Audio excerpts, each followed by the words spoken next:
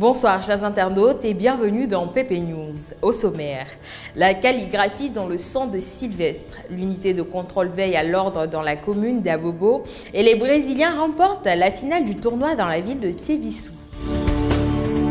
Amoureux de la peinture depuis le bas âge, Sylvestre Quadio Kofi a rangé ses fournitures dans son tiroir et s'est consacré à l'art.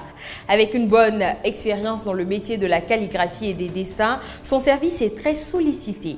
Le jeudi dernier, il était en activité dans le village de Léléblé. À l'aide d'un pinceau et des pots de peinture, il trouvait du plaisir à montrer son savoir-faire au pied des murs. Selon lui, c'est depuis la classe de 6e qu'il s'est adonné à cette activité.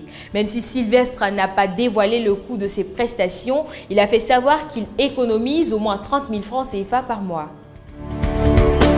Au rond-point de la Grande Gare d'Abobo, nombreux sont les commerçants qui mènent leur activité en exposant leurs marchandises aux abords du trottoir sans aucune autorisation. En conséquence, leur façon de faire crée parfois du désordre en ce lieu et ralentit la circulation routière.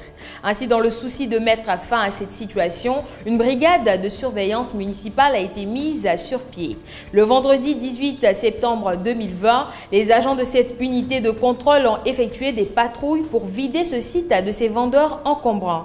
Dans leur progression, les patrouilleurs faisaient de la sensibilisation. Mais cela a duré moins d'une heure car cette zone a été aussitôt recolonisée par les vendeurs qui la trouvent propice pour les business.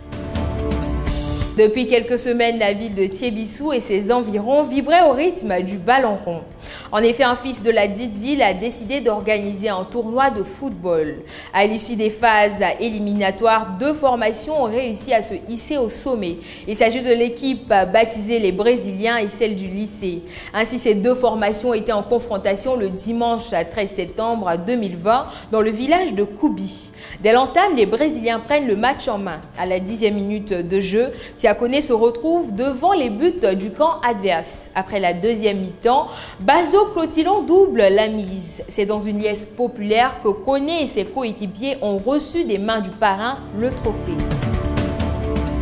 Chers internautes, c'est tout pour aujourd'hui. On se retrouve demain pour un nouveau point de l'actualité. Bonsoir.